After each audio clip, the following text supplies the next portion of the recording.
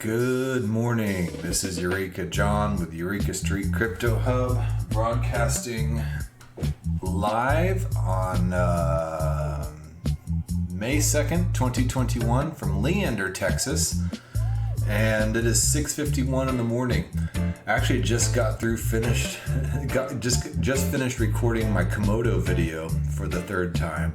I did it twice yesterday, it just kept getting interrupted by kids and chaos and all types of stuff. So here I am, up early in the morning before all the chaos ensues. I've already heard the kids upstairs rumbling around, so I'm on a limited time.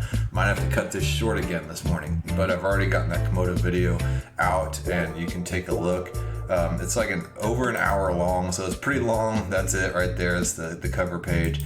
I'll be publishing it here on YouTube here just after I record this.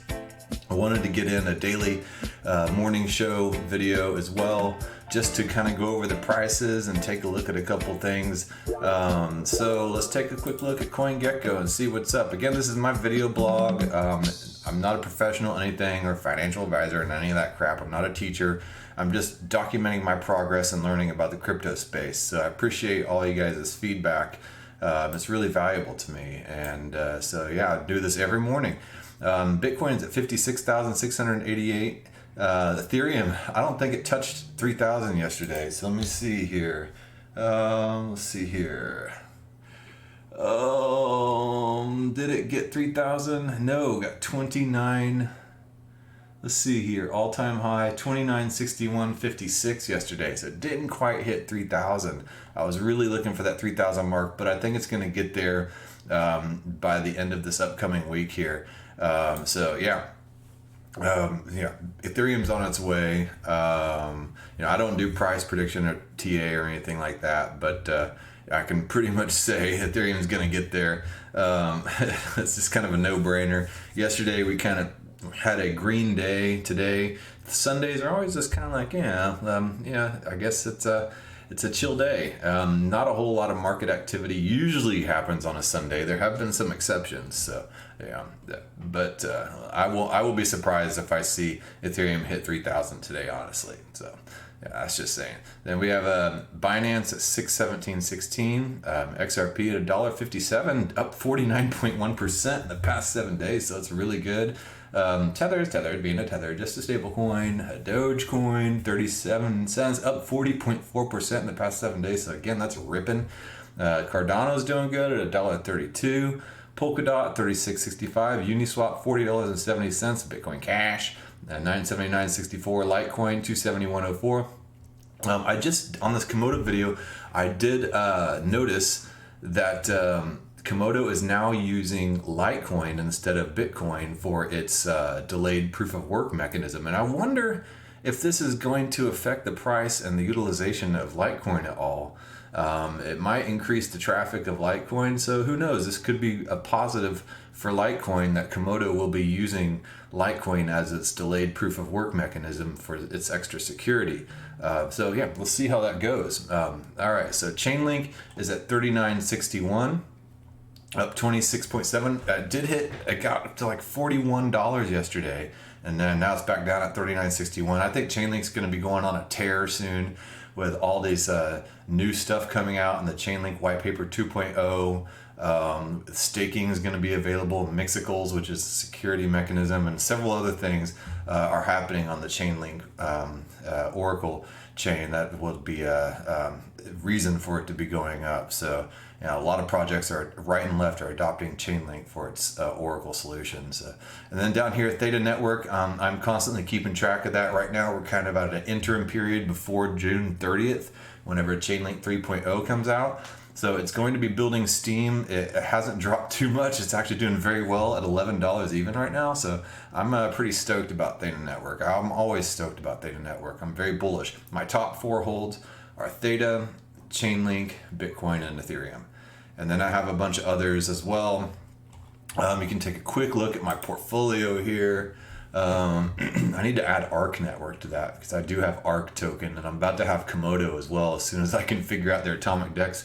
I did my video on a Komodo, and it's a really long video. It's over an hour long, so just be patient with me. Take it in bits and pieces. Maybe you could, watch part now, part later, or you could watch the section on delayed proof of work. You could watch the section on adaptive proof of work, and then you could watch the section on atomic decks. Atomic decks I never actually quite figure out in that video, so I kind of stumbled through that, but I'm going to be learning all that and stuff. So yeah, there's several parts in there, and they're all long, but you got to kind of really want to know about Komodo to watch that video. So so here we are. I have Bitcoin, Ethereum, Cardano, Polkadot, Uniswap, Chainlink, Theta, and Aave, Cosmos. All these are pretty major holds. Then I have a little bit of Crypto.com, a little bit of Matic. I have a pretty good chunk of Synthetics and a pretty good chunk of Hedera and Zilliqa and Celsius. BAT token I've gotten all free just from browsing it through BAT and clicking on ads. Bancor Network I have up on Loopring, and Loopring is a layer 2 Ethereum protocol. And then there's a little bit of Voyager Network I have, Ren protocol. Ocean, I have a pretty good chunk of that, and I have some of the Ocean up on the data marketplace. Quant Network, I got that because it looks pretty interesting. I did a whole video on that not too long ago. The BTCST network, I've done the past couple videos on that, and I think that has a lot of promise, and I just like the idea of being able to buy hash rate, Bitcoin hash rate, and earn Bitcoin for it. So I think that's pretty cool. Energy Web Token, Fetch and Singularity Net go hand in hand. I have some Audius token, Rocket Pool, Syntropy, Unibright, Secret, a library. I've not bought any library. I've just gotten all that from watching videos on library. If you aren't watching videos, if you're watching this on YouTube, you should be watching it on library or Odyssey or even BitChute or something. Don't give YouTube the traffic. I mean, they're just exploiting people right and left, deciding what you can and can't see, censoring people, facilitating asymmetric scams and stuff like that, blatant scams for their ads. So use library or Odyssey or something. But I'm still going to post this on YouTube. So Alliance Block, I don't know what that is. I need to figure that out, but I have it. And then some Nimic, Dip, some old Lambda tokens from way back in the day that I can't get out of their system. Minty Art, Gzil that I earned from staking Zilliqa, and my T-Fuel that I've earned from doing the Theta Edge node. So yeah, T-Fuel's doing really good, up 49.5% in the past 7 days. So if you hold Theta or T-Fuel, I think you will do very well in the future. And then I need to add ARC token. Let's see here. Add new coin. Let's see here. ARC. Whoops. Where are you? ARK. There. ARC. Oh, yeah. Let's add the ARC token. Where are you? Where'd you go? There you are. Let's check out what ARC's doing. It's they kind of advertise themselves as like a WordPress of blockchain and stuff like that. So over the past 7 days, they're up 26.6%. So not bad. When in doubt, zoom out. Look at their 180-day. Not bad. Look at their year. All right. So yeah, they're doing pretty all right. Okay, so that being said, let's go into some news here. I don't really have a whole lot of news. I spent basically most of my day yesterday. It was like pouring down all day, so I spent most of my day researching Komodo and trying to learn about delayed proof of work and adaptive proof of work and the atomic decks and all that crap. So I don't really have a whole lot today, honestly. But I do have a funny little article here. Man finds 46K in cash hidden since the 1950s.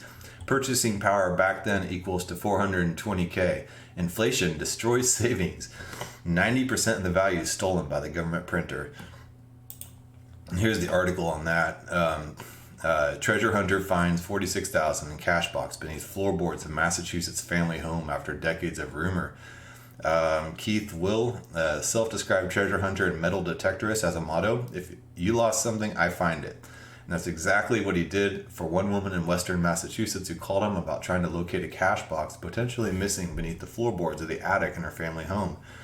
The treasure hunt wound up being the best of 2021 and so far. One question I get all the time is, how many treasures do you think are out there? Willie said at the opening of this show, rediscover lost. So I guess that's on YouTube. I'll have to check that out. I think there are countless treasures still out there. And if it's there, I'll find it. Treasure hunt in western Massachusetts was the product of decades of rumor about a hidden loot in the 1950s home, which is owned by the woman's aunt and uncle. The woman's mother moved in after her aunt died roughly 5 years ago, and the house is set to go up for sale soon. The family didn't want to sell it, but without first finding the rumored treasure. And so they found that, $46,000. But 1950s money, that yeah, it's not a whole lot. The banknotes totaled $46,000. Willie pointed out in 1958 the purchasing power of that amount of money would be equivalent to $421,603 today. They found the cash box, retrieved it, and the family now has closure on the cash. They can sell the house. I guess,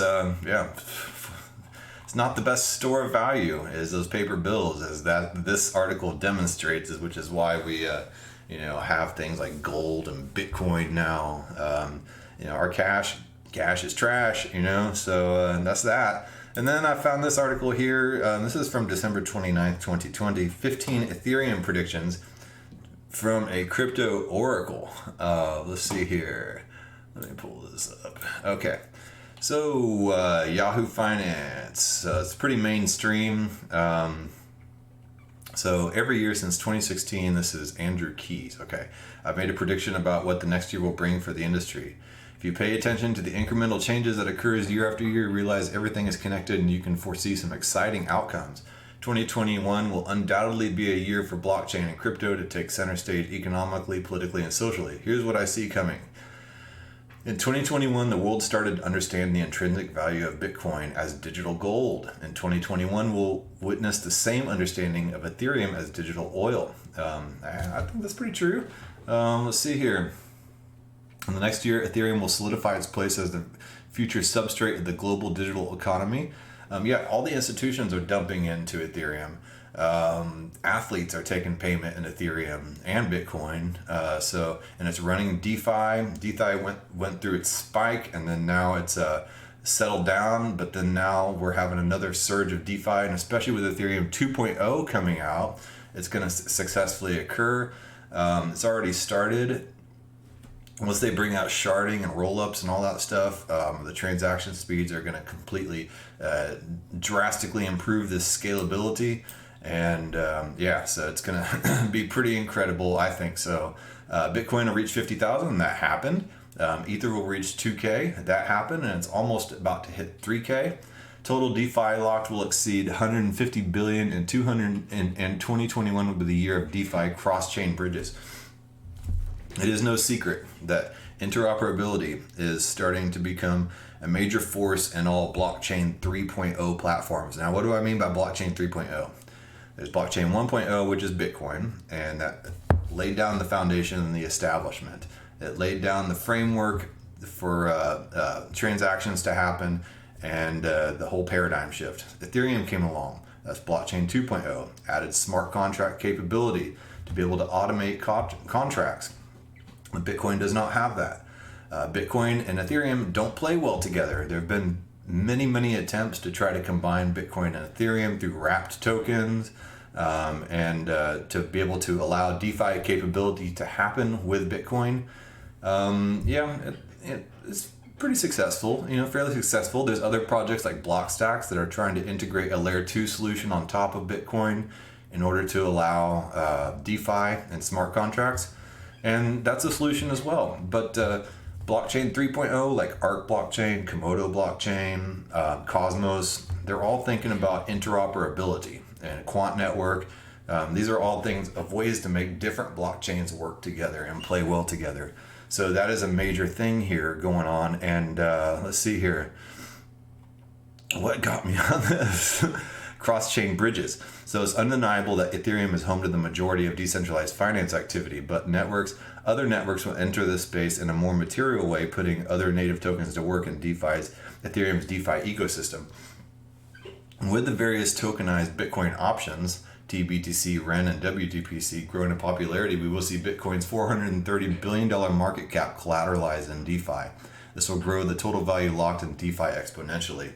And then, like I mentioned, Cosmos and Komodo blockchain and all these other blockchains, with interoperability, will bring Bitcoin into the fold along with Ethereum to all be able to interoperate together. So it'd be pretty interesting. Let's see here. Just check DeFi polls and see if his prediction is correct. Is it .com? I think so. So let's see here. DeFiPulse.com. All right. So what was his prediction? DeFi locked will exceed 150 billion. Let's see where we are. Total value locked 68.4 billion. So we have a little bit of we got some progress to go for, but we're not even halfway through 2021. So all right, you're still in the money here. As Web 3.0 gains traction, Web 3.0 is basically a wallet being attached for decentralized applications. Here's my little MetaMask wallet, my Binance Smart Chain wallet, my Theta wallet, my ZillPay wallet, Bit2 wallet. All this enables Web 3.0. Web 2.0 is basically things like Amazon.com and Facebook and MySpace and all that stuff to be able for the user to be able to write to the website. Web 1.0 is just your basic splash page, information about and stuff like that. A user cannot really interact and add to the content. So Web 2.0, the majority of value lies in the application layer of the stack. The largest internet company on the planet is not the company that maintains the HTTP protocol. It's the company that provides the most valued and entrenched experience to the end user. In Web 3.0, the scope of the application layer will shrink, and we will witness protocol infrastructure provide the most value. And what they mean by that are the decentralized protocols providing the value, and not necessarily the company with all the web pages on their server. Like Facebook server and stuff like that. Layer 2 will explode. Ethereum will be the layer 1 blockchain, and you're basically just going to have to be kind of rich to use it. Junko actually had an interesting tweet. And I think this kind of sums it up about the utility of layer 2. So let's see here. She said, whoever Junko is, if you aren't wealthy, you're not allowed to use Ethereum's base layer. Ethereum's purpose is to serve as a blockchain for the Chainlink Oracle. The DOT, ADA, BSC, Tron are cheaper, scalable, and meant for adoption. Ethereum is for price speculation and large transactions in the Link Oracle provider. So she's got an interesting point there. So, yeah. Let's see here. Satosho had an interesting one. Where is his tweet? Cryptosho. Let's see here. Not Satosho. Where'd it go? Hold on. Let me pull him up. Cryptosho and Junko are two of my favorite tweeters. Cryptosho? What? Oh my god, why can't I find him? Crypto. For being one of my favorite tweeters, I can't ever find him. I don't know. Whatever. This is gonna bug me, dude.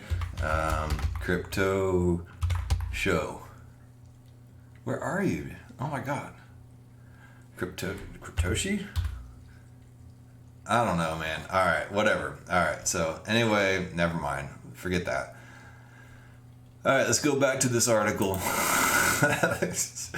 Layer 2 is going to explode. It's basically Loopring and Matic right now. Loopring enables people to use ZK rollups, and Matic is basically the Plasma network, and they're both in side chains, and they're both basically ways to do transactions faster and cheaper than the Ethereum layer 1 does. And then let's see here. IPFS and Filecoin were a step into the spotlight. In 2016, IBM said that 90% of the world's data was created in the prior 2 years alone. That was 4 years ago, when the world generated 2.5 quintillion bytes of data. Every internet-connected device on Earth, smartphones, smart TVs, computers, cars, is generating data. As the amount of data generated grows exponentially year after year, so will the need for storage that's cheap, accessible, and permissionless. The options we have for data storage today stand in stark contrast to the needs of tomorrow. Right now, we have these gigantic data centers. What IPFS and Filecoin does, it distributes all the data storage to every single computer and device all over the world. It decentralizes data storage. Interesting stuff. Ethereum killers will need to find a niche or be slaughtered. And the Filecoin is based on Ethereum. So Ethereum killers will need to find a niche or be slaughtered. For years, Layer 1 blockchains have marketed themselves as a Ethereum killer, like Cardano, Cosmos, Zilliqa. They're not Ethereum killers. Everything is going to find its own niche. Even Theta TV, that I love so much, is not an Ethereum killer. So there are better programming languages like Rust and Near, apparently, and stuff like that. I'm not a programmer, so I don't know, than Solidity, but Ethereum is still going to, it's just already has so much of a huge market share that I don't think it has anything to worry about, and is tried and true and tested. This is the beginning of crypto IPO mania. BlockFi, Celsius, and Coinbase will file for initial public offerings. Coinbase is already, it shot up, and then, all the founders sold off their shares and they made a bunch of money. But you can check out their coin ticker on the stock market. I actually had a coworker that just bought a bunch of coin stocks. So we'll see that with BlockFi. We're going to see it with Celsius and probably Gemini and, who knows, Kraken. They're probably all going to go public. So, yeah. China's going to go live with its digital currency electronic payment. Don't know too much about that, but I'll have to look into it. The U.S. will continue to delay its work on a CBDC as dozens of other countries are steadfast in their pursuit of digital currency. I've already talked about this. All these other countries are going to have their CBDCs, and the United States is going to be the last one to do it. I don't know what that CBDC is going to be based on. Is it going to be based on their fiat currency? What's the deal? Is Bitcoin going to take over and be a world currency? I don't know, but I just know that with all the SEC and all our United States regulations, we're basically going to be last. And so the rest of the world is going to bypass the dollar, and we don't produce anything. Our dollar is going to be worthless. I'm a little worried to see what's going to happen in the United States over the next couple years due to all this. So, yeah, I don't know. We'll witness the first areas of significant enterprise adoption on public blockchains. Led by industry pioneers of York Roads and Microsoft, Michael Brody of EY, and John Wolpert of Consensus, the open source baseline protocol employing public Ethereum mainnet to connect enterprise blockchains to Ethereum's public network using peer-to-peer messaging and zero-knowledge cryptography. And Unibright is a huge player in this as well, adding kind of a drag-and-drop WordPress smart contract building mechanism onto blockchains, and they've been working very closely with Baseline as well, Baseline protocol. It's a way to bring DeFi to enterprise, and when that happens, shite's gonna hit the fan, man. NFTs will emerge as leading consumer use case for Ethereum. So NFTs don't just have a use case of happy little pictures and trading cards. You can wrap up portfolios and put an NFT marker. You'll be able to put an NFT marker on tickets, on property, tokenized assets. And so, NFTs are going to have a huge use case, and a lot of those NFTs are based on Ethereum. Crypto VCs will explode. Venture capital investment in Web 3.0 and crypto companies has steadily increased in the past 5 years. 2021 is going to be a breakout year, catalyzed by a next generation of crypto VCs. VCs are venture capitalists, people that pump money into projects. I did not know this for a long time. So then number 16, the largest derivatives exchange in the world.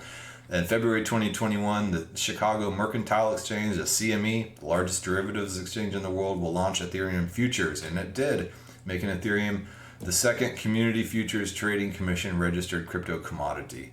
So it's another reason why Ethereum is going to be huge. So if you aren't invested in Ethereum, even though it's near $3,000, I think it has quite a ways to go. A lot of people say it's going to hit 10K by the end of the year.